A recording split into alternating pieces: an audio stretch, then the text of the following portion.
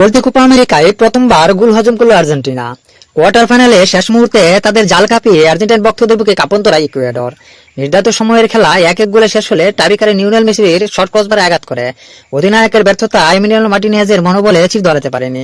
Short আউটে দারুণ দুটি সেভে 4-2 গোলে জয়ের নায়ক তিনি। ম্যাচ শেষে কোয়ার্টার ফাইনালে হিরো বললেন, এখন ছিটকে যাওয়ার মতো দল তারা নয়। শর্ট আউটে আগে সতীর্থদের উজ্জীবিত করেছিলেন মার্টিনেজ। টাইব্রেকারের শুরুর আগে আমি সতীর্থদের বলেছিলাম, আমি এখনই বাড়ি যাওয়ার জন্য তৈরি নই।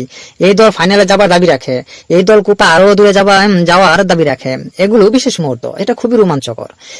লিসান্দ্রো মার্টিনেজের গোলে আর্জেন্টিনা প্রথমার্ধে এগিয়েছিল, কিন্তু ইনজুরি টাইমে কেভিন রদ্রিগেজের গোলে সমতায় ফেরা ইকুয়েডর।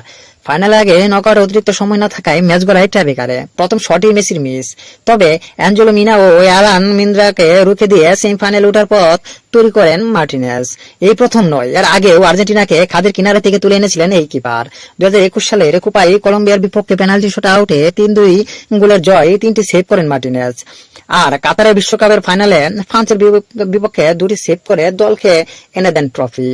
কঠোর পরিশ্রমের কারণে এই সাফল্য বললেন মার্টিনেজ। আমি ট্রেনিং এ দৈনিক 500 বার ড্রাইভ দেই, সবসময় ভালো অবস্থায় থাকি।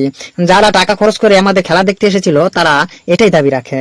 আমি আবেগের বাসা হারিয়ে ফেলেছি। গোলকিপার ও ব্যক্তি হিসেবে আমি আরো উন্নতি করতে চাই। দলের জয় নিশ্চিত করার পর ইকুয়েডর গোলকিপার ডোমিঙ্গোসকে সান্ত্বনা দিয়েছেন মার্টিনেজ। প্রতিপক্ষের প্রশংসা করে তিনি বলেছেন, তারা আমাদের জন্য সবকিছু কঠিন করে তুলেছিল। আমরা ভালোভাবে খেলতে পারছিলাম না। দারুণ খেলে তারা, এবং আমরা জানতাম এই কাপে তারা অন্যতম কঠিন দল। দুর্ভাগ্যবশত তারা শেষ দিকে সমতা ফেরালো এবং আমরাও প্রথম পেনাল্টি মিস করলাম। আমাদের জন্য এটা কঠিন ছিল।